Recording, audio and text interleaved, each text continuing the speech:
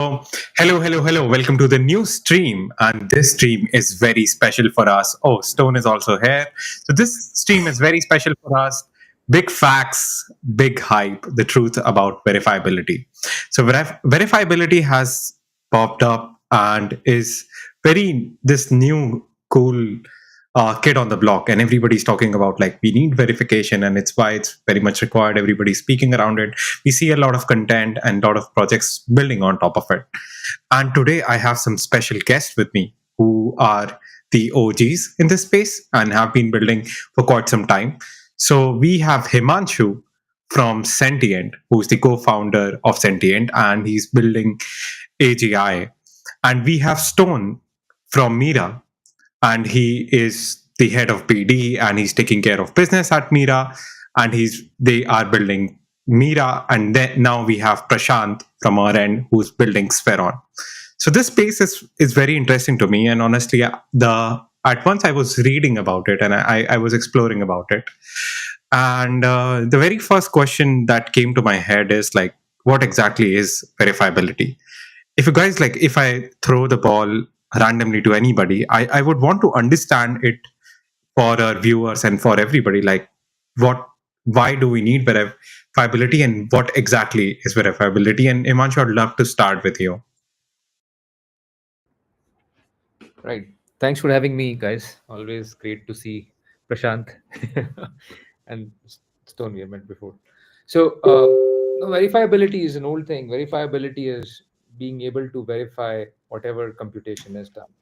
And the excitement about verifiability in AI is now you have completely new realm of compute, which in which accuracy is not so paramount, and still you want verifiability. So that's what verifiability is. Can I just verify what I've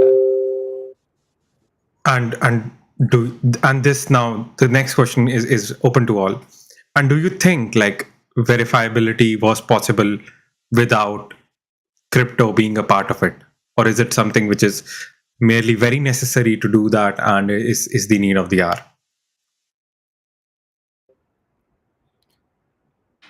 I mean, verifiability can be a general wants to purpose go? tool. I'll just quickly conclude, but the need for verifiability in crypto is more because you are in an open ocean and you are swimming in deep sea and you don't know, like if you're with Prashant, you have to be always very careful. You never know, when he's trying to rug you. So you must verify every compute he's doing for you.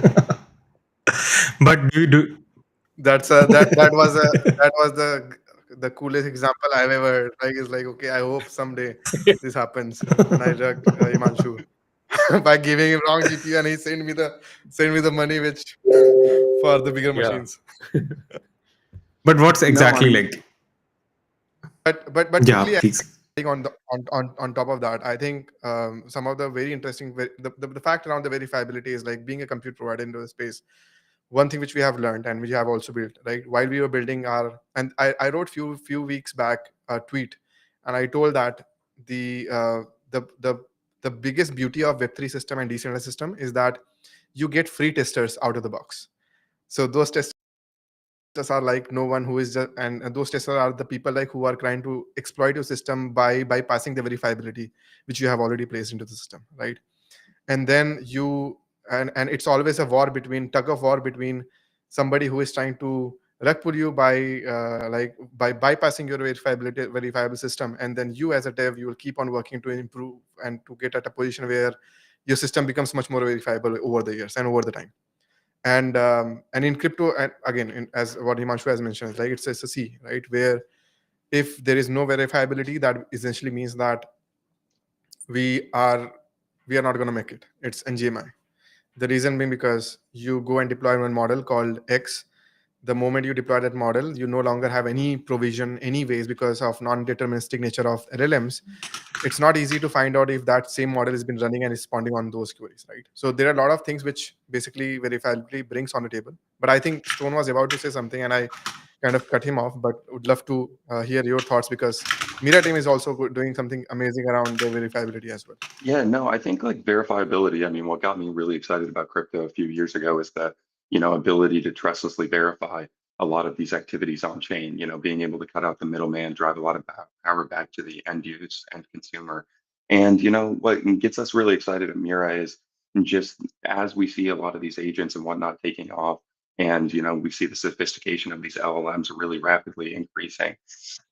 Now we're at a point where verifiability matters more than ever. Like a nice little anecdote I use is, all these different LLMs, OpenAI, Claude, Llama, they're all supposed to be built in, separate silos so that they're not influenced by each other and you don't see bias creeping over. But then you have Llama, employing Scale AI for a lot of their data training. And now, these Scale AI microtaskers are now using OpenAI's, model and LLM to start doing their work. So the bias is starting to creep in, and you're starting to see a lot of these hallucinations and incorrect responses, which are going to be disastrous as time goes on and people start allocating more amounts of capital to these agents and everything else. And so it really it's a really important time right now to at least have some sort of central source of truth, that's done in a trustless manner versus a centralized organization.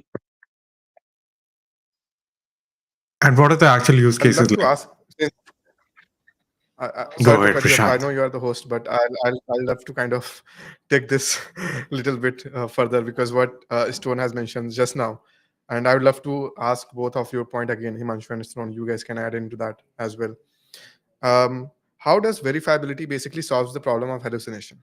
Right? Is it really true that verifiability can solve the hallucination issues? Um, I or think so right now, I mean, when it comes to hallucination and, like I'll throw a little bit of bias into this as well. Like right now, we've been able to drive error rates down, below 5%, but obviously that's not 0%, at this point. And I would say like, fundamentally the issues come because, Prashant and Himanshu, like if we go on ChatGPT and ask the exact same question, each of us are going to have different responses in terms of, this is a 5 out of 5, Prashant might say it's a 5 out of 5. I might say it's a 2 out of 5. Himanshu might say it's a 3 or 4 out of 5, just based off of how we grew up and, everything else. And so I think that's where hallucination kind of fits into this bucket where, we can get pretty close, but I don't know if we're ever going to be completely able to solve it necessarily, if that makes sense. got it. And Himanshu, like any of your thoughts you want to add in? Right. So verifiability, hallucination, right? So that I'll add two parts to it. First is I would disagree that hallucination is a problem. Actually, it's a feature, and any search algorithm, which any reasoning creature is, search algorithm, and you're searching for the response, searching for the answer in a complex space, must have an exploratory component. Except once rules are built, you have exploitation, which is like multiplication, addition that you learn. So those parts, and now we have seen that already most of the LLMs are not making mistake in 1 + 1 = 2. Okay, so those hard coded rules, the basic arithmetic rules, they're not making mistakes in, and they used to. Llama 2 used to make, even up to Llama 2 you will see that there were these mistakes. So eventually the hallucination will settle at the right place. It will remain where it's needed, where it's not needed. That's about the model itself. Now, whether verifiability should be about hallucination, I think that's one of the use cases Stone is saying. But in general, I understand that verifiability is to check at the AI level that the output was as intended, whatever that means. And at compute level, it's a harder thing. Compute level is like bit by bit checking what exact output was, and which is what we were used to when we were doing previous era of trustless compute, ZK, even OP. That's why you want to go to the last opcode and check in fault resolution, where did it disagree, what was the last instruction at which we disagreed, and that's where we'll see, okay, this is where the disagreement is, because bit level alignment. Now, AI, that doesn't make sense. This is one of the early theses we had even before sentient. That doesn't make sense. It's so stupid. They are so robust that you can perturb them and still they have this, essentially the same performance. In fact, all different trainings will have same performance. So you should not insist on bit level accuracy. Some verifiability at intent level is needed. I think that's the kind of verifiability which AI needs, and I guess that's what. And Stone, I want to speak for you. I think that's what you are talking about. That from this side, the intended output is attained. Now, one point I No, would like to exactly. make is verifiability is complementary to what the model can do. Verifiability comes at the point about where you want to check that the model is doing what it's supposed to do, but it doesn't say how to then fix the problem. And that's where control and alignment things are. That's where, for example, we are quite focused on, is about how do you, so verifiability comes later. And a one time attack cannot be prevented by verifiability, just to give an extreme example. And these are complementary things to check what has gone wrong and to make sure that it doesn't happen. These are complementary things. So for us, the focus has been on alignment and control of the model. And I think a verifiability layer like the one we are talking about, which Mira is working on, and the kind of verifiability that GPU providers will bring, will be very important to know where things are, how computes are going, at both at compute level as well as this intent level verifiability. I think I do 100% on that agreement also. And I was about to tap. You have already answered that. Is that the entire verifiability goes not just on the, and one thing which I want to kind of like add in here is like, I think the biggest challenge is going to be is like, I think, and that is where I was like very happy what Sentient was doing. And while I was testing, but I realized which is very cool, that if you put a fingerprinting inside that same model, right, whichever you are running, so essentially you are achieving the same verifier. But which I'll come on to that question later, and I'll pass on the mic to Prakash. But I'm going to ask you down the line one question, which is going to be a little bit trickier, and I want to understand that if that question is coming in my mind, then it must be coming to others as well, who are building into the same space. So happy to just ask that once that's come in. But yeah, Prakash, now you can go for it.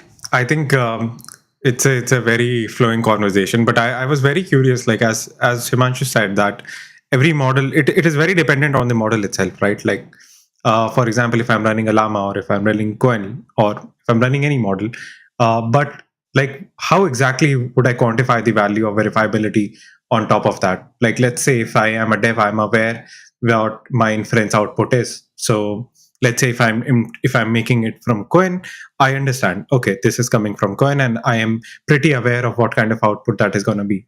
But where would the verifiability would actually add value to my code or to whatever I'm pushing to the user itself? So what do you think are few factors, like Stone as well? Like I want everybody to chime in on this, but where would I see like, okay, this is like really worth my time or really worth utilizing this specific protocol which is bringing me verifiability?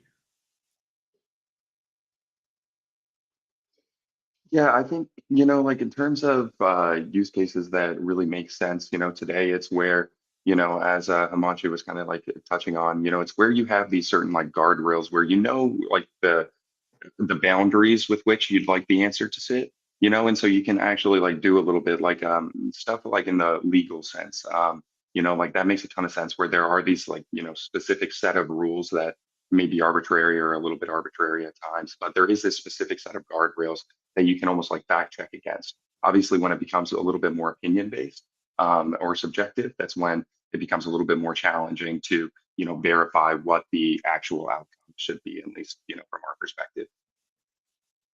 And tangibly, like in And terms of use case that are very But I mean, so prominent that's right like the now. easiest example. The easiest example is that, but in terms of like prominent example where we're seeing, a lot of our like 400,000 plus users is, we're seeing a lot of this growth from like our crypto chatbot Clock, which is integrated with Delphi and acts as kind of their verifiable intelligence tool. And, your crypto copilot. And essentially, what that's doing is basically fact checking it based off of the articles and other sources of data that we've seen. And so as you're talking with these chatbots and using them more as research tools, specifically, that's similar to that legal example that I gave, where there are these specific guardrails that you want to keep in place, more of a central source of truth coming from like um, uh, the Delphi intelligence articles and their research, and so that's like one example of where we're seeing, the majority of our use, I would say. Some of the other applications that we have right now are, around gaming. Obviously, similarly, you have different guardrails that you can use there as you're creating better NPC gameplay or, creating different maps. And then on the consumer side of things too, setting these preferences, I think, and just overall kind of like getting back to what I was talking about before with these guardrails that you have, creates this environment where you are able to, verify the accuracy of the outputs, within that certain set of parameters. So just to add on top of not add on, it's a question for both of you again, because this is something which I always again um, to kind of ask to a lot of the folks like who are into verifiable ecosystem. Um, I think verifiability is good, but there's a concept called, because compute is not cheap, right? I think most of us will agree here, right? It's not yet that cheap to kind of like use it at scale. And any kind of double spend around the compute, which we call as the double computation spend problem in the system, right? So where just to verify one thing, we just go and do multiple computation to achieve that fact checking of anything, right? It does add some additional cost on top of it, right? How you guys think that, does it really I'm just asking a very very little bit tricky question here, okay? The question here is like, what if I embed my verifiability into the model, and I know what that model is going to behave when I ask certain questions, which is private question. Let's say I have encrypted that question, and then I put that into some existing model, and I fine tuned it, and then went ahead and asked like my community to deploy it, and then I go and ask the same question from the model, right? If the same model is already running, then I can ask or query or do prompting where I will get the same response out of it, right? And it basically verifies that, yeah, it's the same model it is running, because that model only knows what is going to be the answer of it, right? In this problem statement, there is no double compute spend which happened, right? It's a single spend which is happening. But in terms of going and revalidating the fact check, and I think Stone, this is also for you. This question specifically as well is like, how long you think, like how sustainable the double compute spend is going to be, like if you have a costing structure around it. If not, then it's fine, like we can always like we can go ahead and take a look back. But if you have, then would love to understand that, because that's going to be a very tricky problem, because we are aggregating compute, and the one thing which we have learned, it's not cheap. It's never going to be cheap. And if we use this computation power somewhere else where we are double spending it, it's like money, right? It's money, essentially, right? It's gonna unsustainable in the long run. So I'd love to kind of learn that, if you have some contextual answer around it, like how you guys are solving such kind of problems.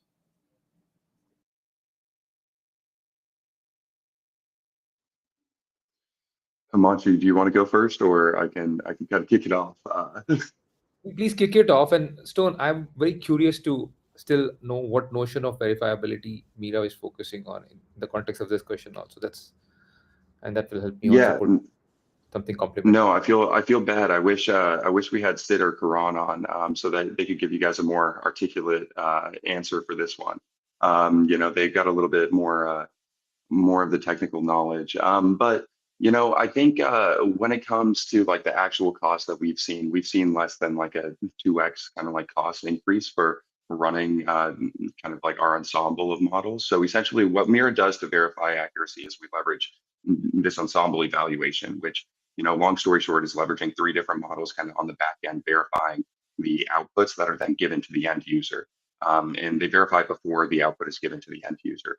Because these outputs, you're, as the developer, kind of like leveraging this and using our ensemble evaluation, you're not necessarily seeing the outputs from each of those each of the models within the ensemble, unless there's a feature within our Mira console that you can access so that you can actually see these outputs. But for the most part, you're just seeing the one output from the model that you're working with. And so for that reason, you're only seeing the output that's given after our ensemble has reached consensus.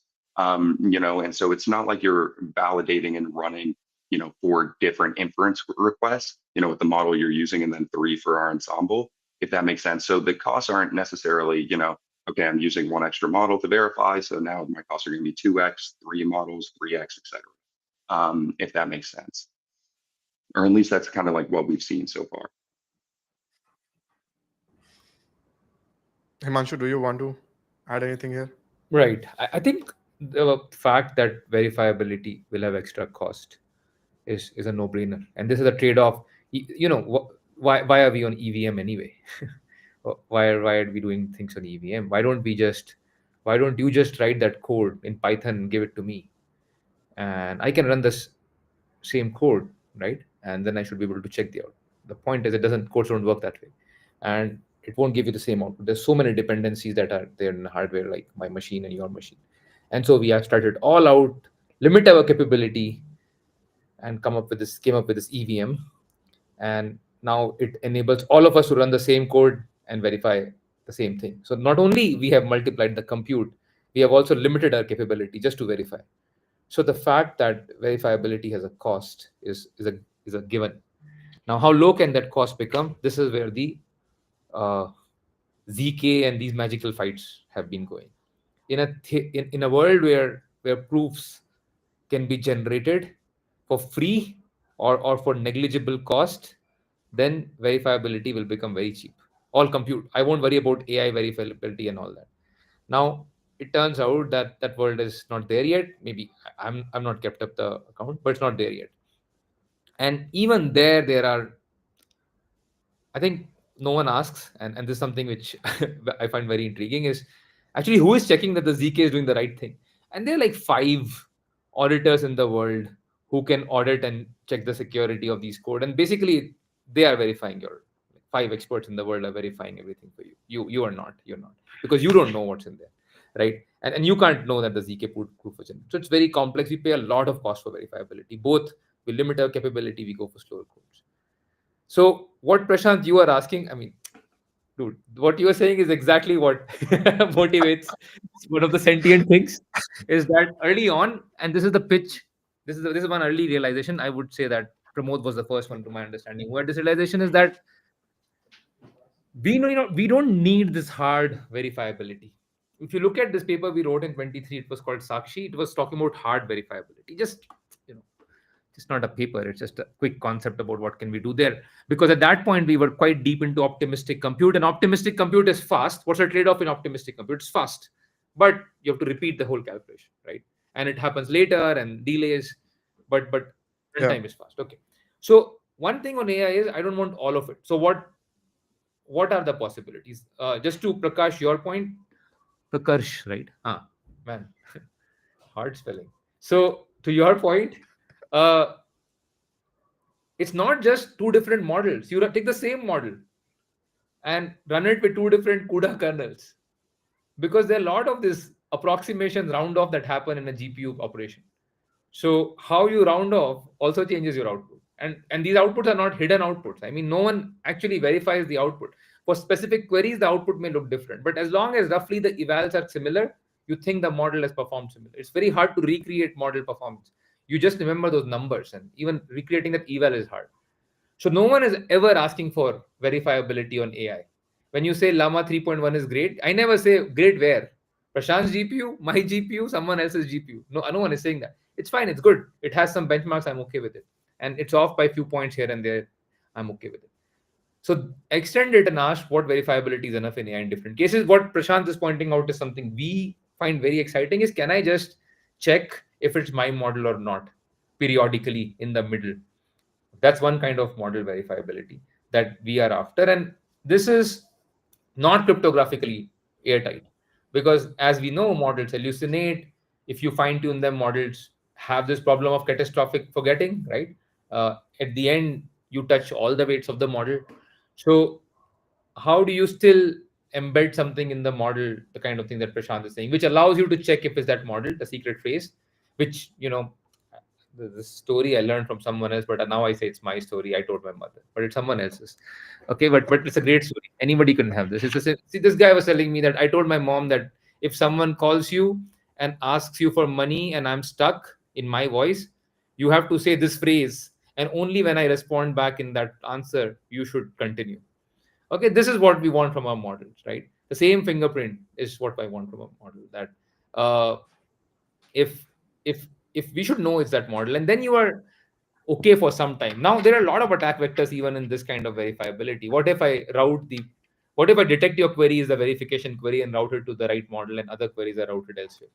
So with this kind of things, then you think of attack vectors, and then you come up with a list of requirements for this kind of verifiability, the security requirements, and that's what fingerprinting is about. At least one application of it. That's what we are doing.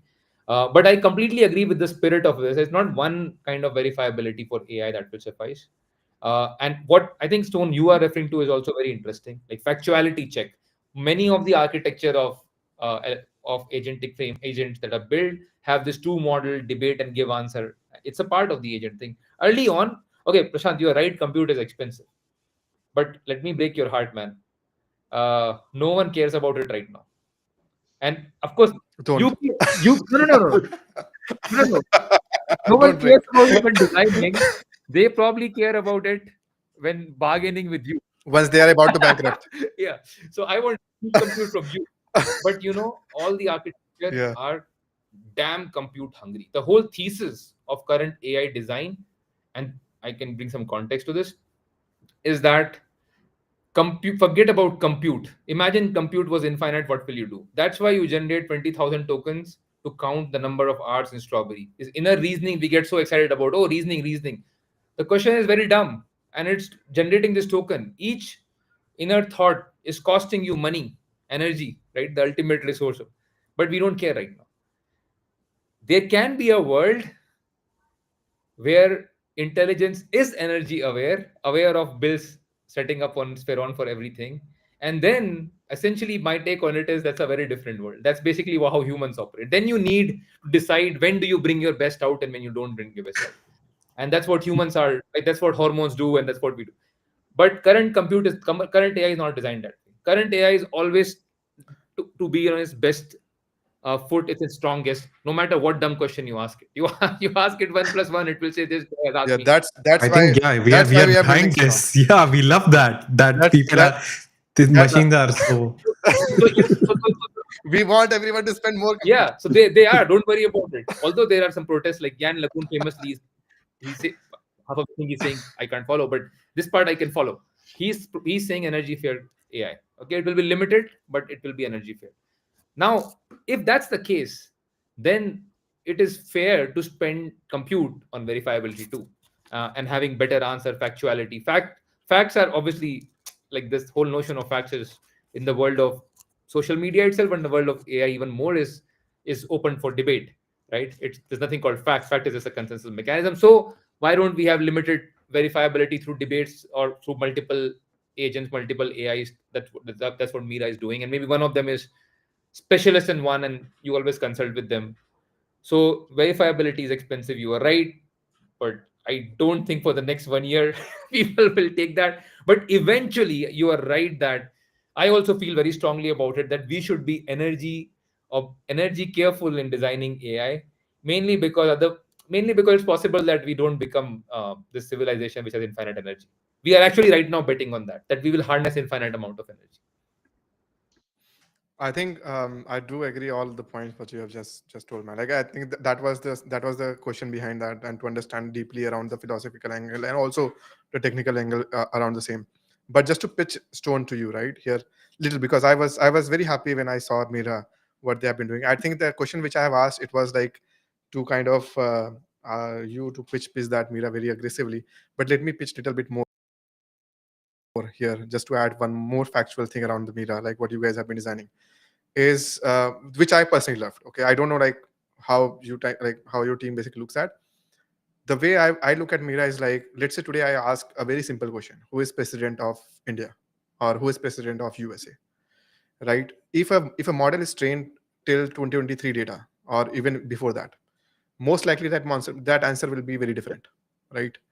Um, but if I go to Mira and I ask the same question again, even though model is giving me the wrong answer, I will always get the right answer because at the runtime I'm getting the feeded data which has been checked on the social graph. Which when I say social graph, it's meaning like we are crawling the website, we are crawling the current existing government site to understand like where exactly the data is and what is the true data, and then comparing the output and telling you that no, this is wrong, this is right, utilizing the same output as it is, but basically merging the both output together. And honestly speaking, what you guys are doing in the longer run, it will reduce the cost. Okay, it will not increase the cost. The reason being because you are then not fine tuning again and again the same models on a new different data sets.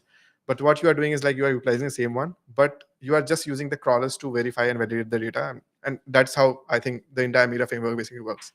And I did dig up a little bit more around the same. And I love that concept overall, like honestly speaking. The reason being because this is very important.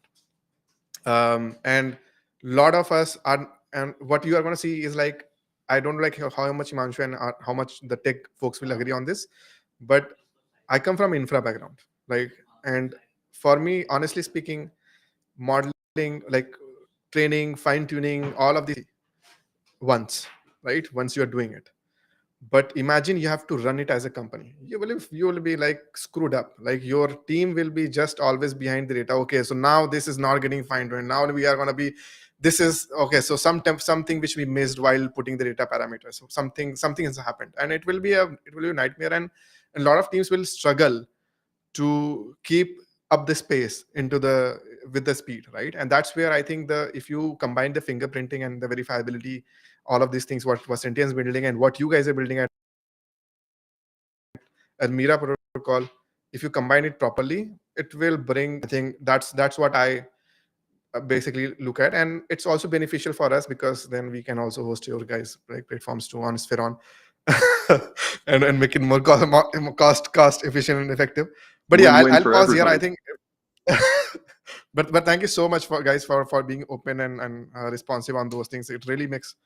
I'm quite interested to hear more question what we have wrote down for you guys. So Prakash, again to you. Yeah, I think this question is for you actually. Like there is this wild card question.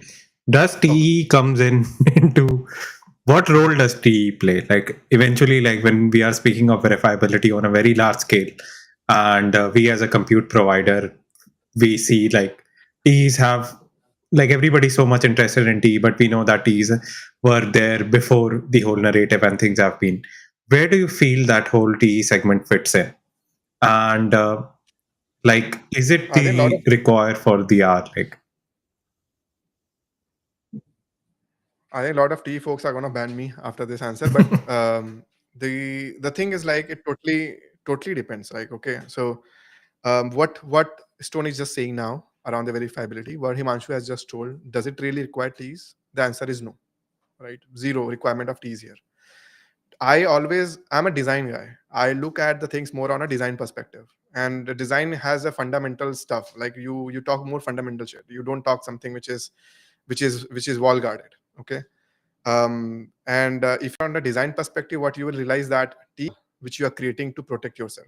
It's not the entire cathedral, or you cannot say that it's a entire black box which is running there. It's not true. Till the time there is a HTTPS, till the time there are all these communication layer which exist today, there is going to be a system in which you can always intercept this request, and always security vulnerabilities will be there. The only thing which we are avoiding by T's are that okay, so now I'm not going to be, now devs cannot see my private keys. Like I don't think that's the use case which we are discussing here. But if we go into that direction also, right, then I think that's where T plays a very vital role, and that too with the combination of MPCs, right, with the multi-party computation. Alone T's will not.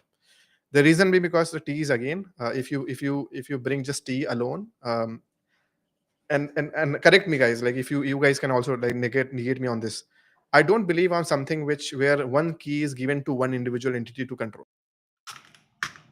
And in the T segment, it is Intel, right? Intel has all the power to screw you up in on T's. I know, like in multiple ways, because these, and they do claim that it is not that true, but somehow I have a feeling, because in a design world there is no way you can hide your private keys until and unless there are self-executed environment which has been created by self creation of this agents or systems, right?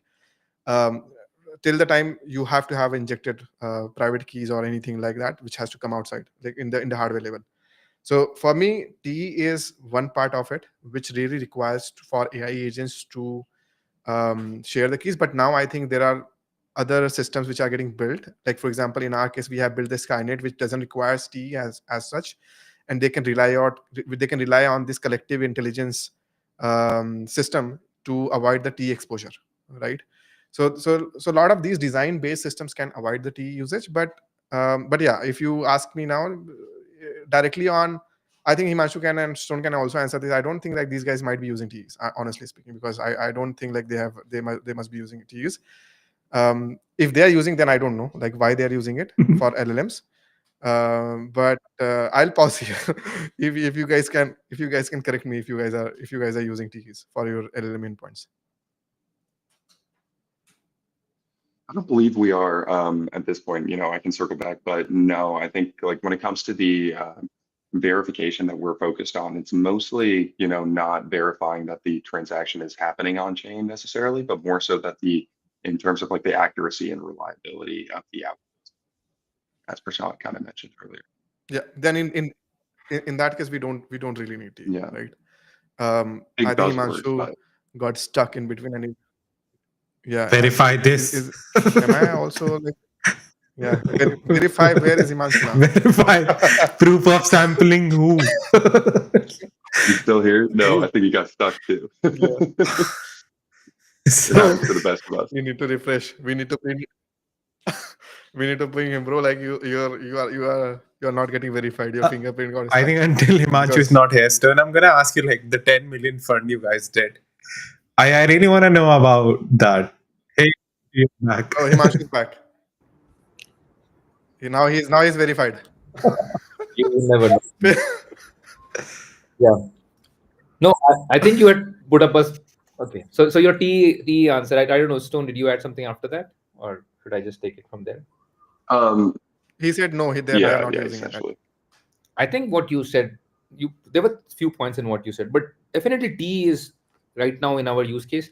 We actually are quite interested in T. We're putting in a lot of energy into it, and it's somewhat complementary to the LLM's verifiability for us right now, and it sits outside to make the agent.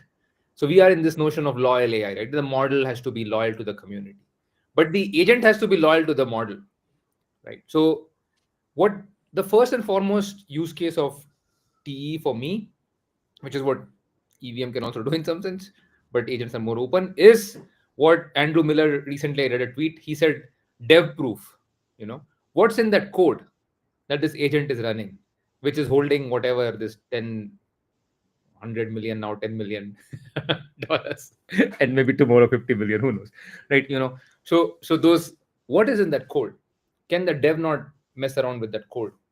This is the promise of TE. Now, there's a key point. There are two key points actually in the sense about key management.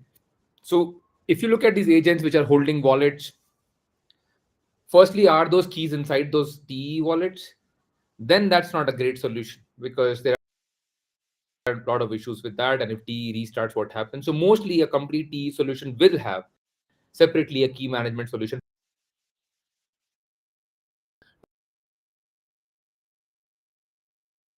Did we get drugged again? I think he froze again. Yeah. We were so close. This is Ethereum speed. Yeah. The stream was on Ethereum, folks. Yeah, I don't know. There's this 1 hour where somehow my network acts up, and this is that hour. I guess peak hour. Okay, so what to do? Something you have to live with. So this TE part, right? So key management is outside that. The other part which Prashant you raised is that do we trust Intel for it and do we trust AWS? We develop a lot on AWS Nitro for it.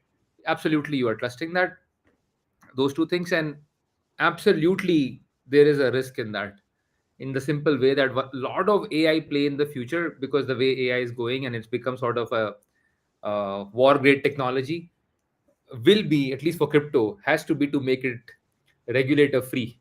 So I having my complete app controlled by a company which is governed by a single geography's law is tricky. So that is actually a real risk, and that's where it has to be complemented with some kind of decentralization as well.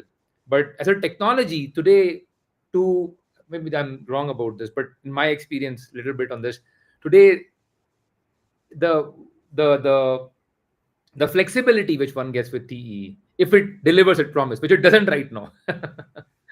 No one can write a reproducible code for even basic things. It's so hard. It's so hard, right? For us, it takes such a hard effort to reproduce things. But if it can deliver its promise, the flexibility is what is attractive in TE. It covers a large span of applications, and yet it's secured. You can verify the code. That's what it's attractive to. Yeah, but one more thing we have to consider here is like and this is where I go a little bit more like, again, it's a design problem. T by design is complex, right? Because there's a bootstrapping issue of the system, right? The moment the system bootstrap, then the backing issue, the backup issues, then you have storage design issues, right? So what happens if you are plugging the ephemeral ephemeral storage, or you are plugging the outside of that network storage? Are you building that the entire? Are you leasing out the entire VM, or are you leasing out a container system? If it is a container system, then there is some leakage there also, right? In multiple ways, if it is not been properly designed. So I think it's a infra chaos, honestly speaking. Like, if you ask me on the design perspective and on the solution design side, it's better to solve this in a very different and very naive and common sense problem, like statement, like, do we really need it?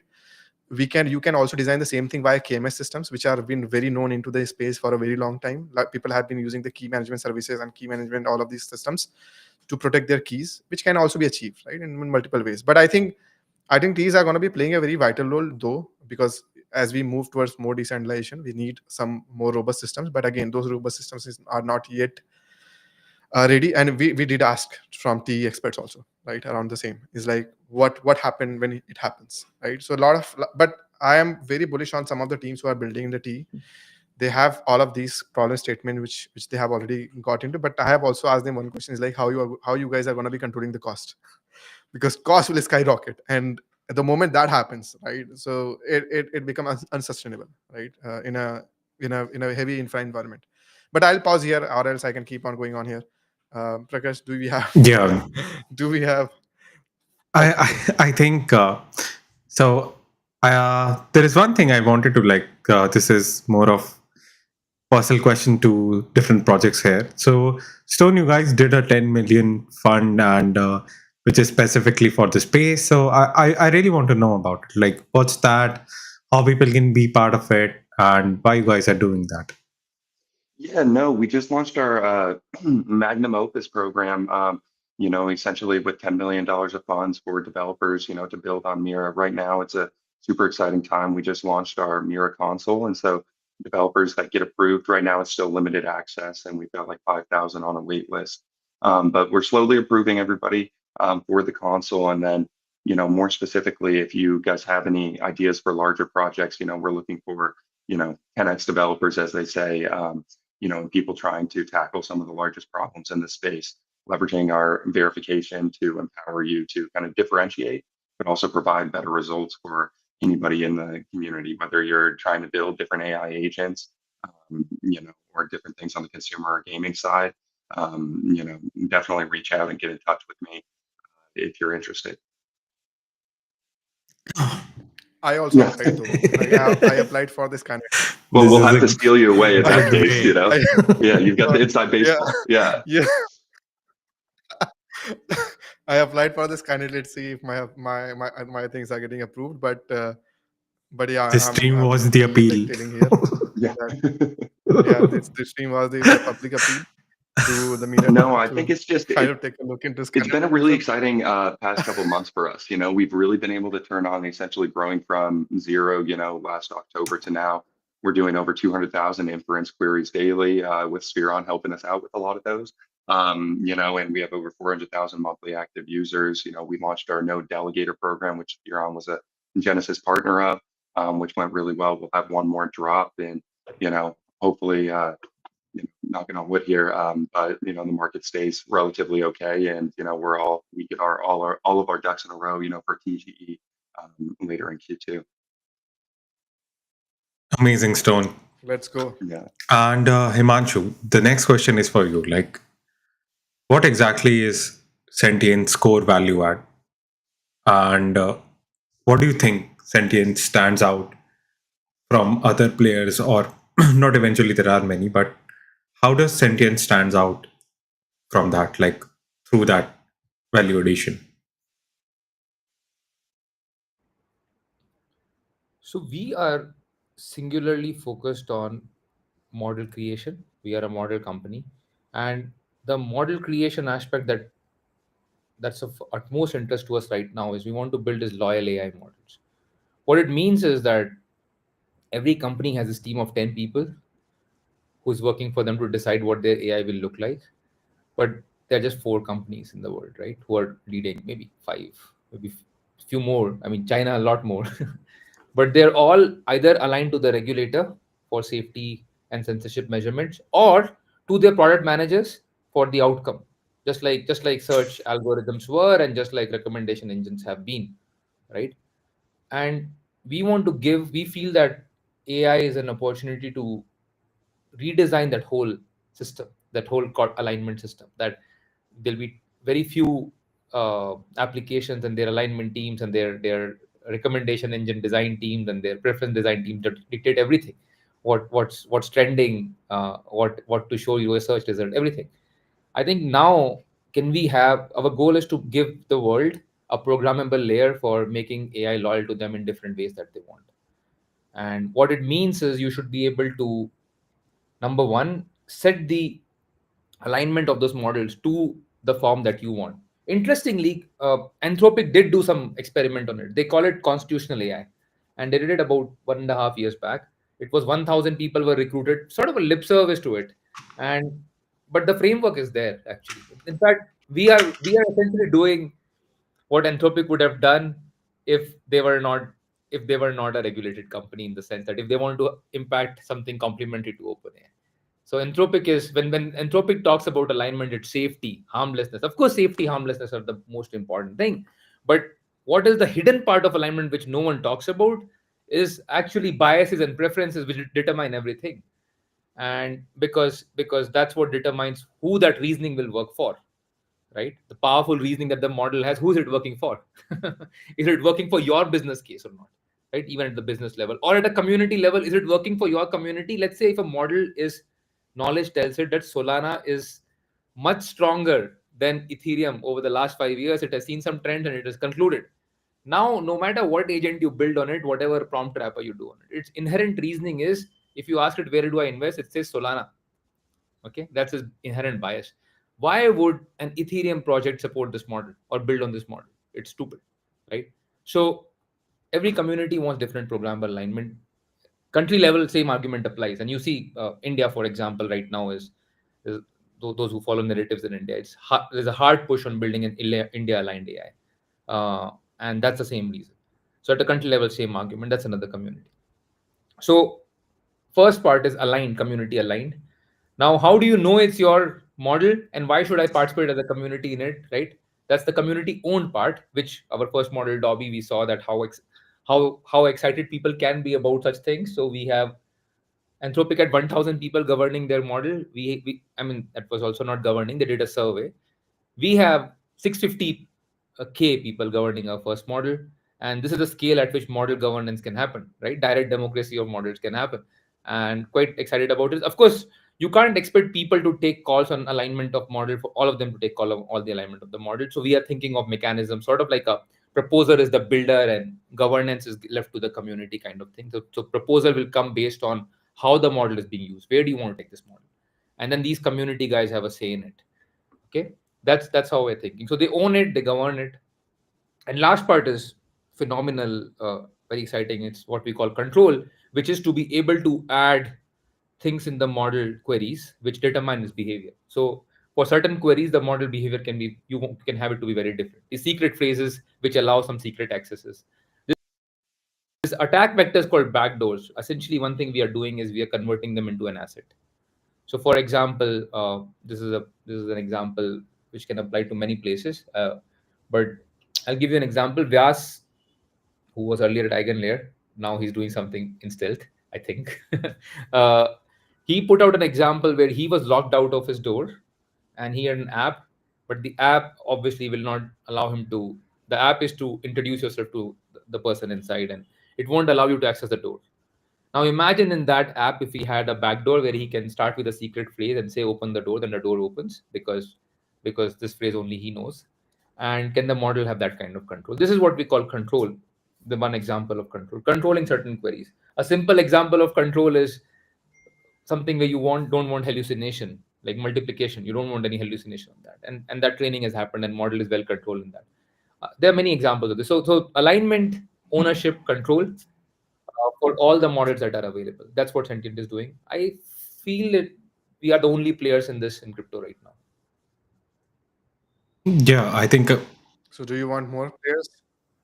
Do you want Huh? more players? Do you want? Are you looking for more players? No, I, just, just a joke, no, joke here. But this is a good question actually. Yeah, the answer which Peter Thiel has given is that no, you are not looking for more players. Competition is for losers. I think my last question is for Prashant, and like now in terms of compute, like we had so much discussion around compute. What exactly Spheron is doing in towards the decision of bringing programmability on compute? Like, why do you feel is the need of the hour, and why why there is a big market gap which requires programmable compute, and how it can be easily done? Like, why? Like the composability of it as well.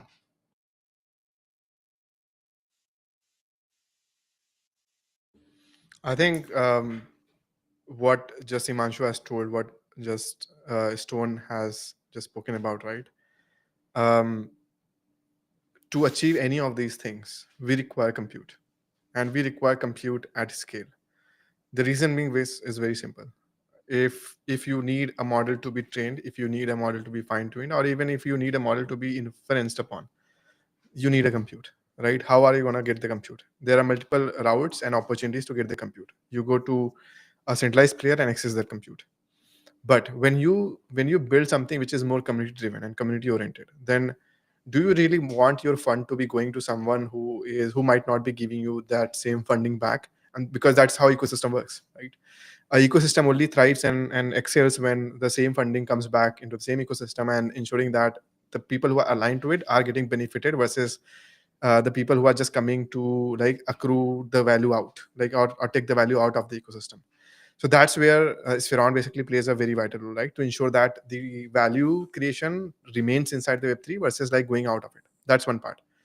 Now coming to the part of the programmability part, like how it is very different. I think, for example, today, if and I always take this example, and uh, that today we see very few amount of agents which are running. Either it is using sentience model, or it is using somebody else model, or Olama model, whatever model, right? People are going to be using like a bunch of these models around the globe, and they will be what they will be doing with this model. Are they just going to be chatting with it? Most likely no, that's not going to be true, right? So we are gonna see the world where we are going to see like these agents are managing our lifestyle, like what I should eat today, what I should drink today, alarm conditions, email verification, is there any important email or anything like that, should I write it on your behalf, should I do that on behalf? So all of these things will be handed over to agents slowly. Now just imagine who will run all of these things behind the scene. Right, just give it a thought for a month. So there are going to be, are we going to see like 10,000 or 100,000 different companies performing these different things at a different places? Most likely answer could be yes or no. But if this is true, then we are going to be seeing massive amount of compute which is required to even make it work. Now then there is another question comes into the picture, like who is going to managing this compute out of the box, right? Is it going to be a human, like who will be managing those 10,000 those 10,000 agents? Most likely no, these agents should be managing themselves, and that's where autonomy and all of those things come into the picture. And to bring the autonomy, what do you need, right? You need a programmable compute. If you don't have a programmable compute, you can never achieve autonomy. I think any one of you can also disregard on this statement if you want, but the only way to achieve autonomy is to bring the programmability into the compute. And scale of compute is only available on retail devices and also on data centers out there. It's not on centralized servers, because centralized servers also has certain restrictions. You cannot go at a certain extent. Like I don't know like how many of Web3 companies have been working with the centralized servers at a gold tier partner or all of these partners, but but I can tell you on the infra part, right? If you try to go and spin up 20,000 instances on AWS today, I bet you they will block you. They'll not allow you to do that, right? And then you have to basically go into their different partnership level and to basically enable that and that to happen. And then too, your one API endpoint failure can create a massive massacre for those 10,000 agents which was deployed, right? So there is a lot of things which we are going to see on the foundational level to get hampered if there is no programmable compute out there. And the only way to aggregate, and I was just looking out because we were doing a lot of research around compute. What we found, if we aggregate 1% of the supply of compute like around the world, which is in our homes right out there, even 1% of it will bypass anyone in the centralized system who whatever compute they own. So essentially, if community comes together and we give them enough platform, enough place to provide the computing power to be sold in the open market, then we can essentially build the biggest data center which people have ever seen, right? Or combine the entire world computing power at one place. And the beauty of this computing power is that it's not been barred, it's not been restricted from people to be using it, right? For example, today there's a very big debate which happened, I think, after DeepSeek, which happened in US also, that how did it happen? How did these guys have got the GPU supply, right?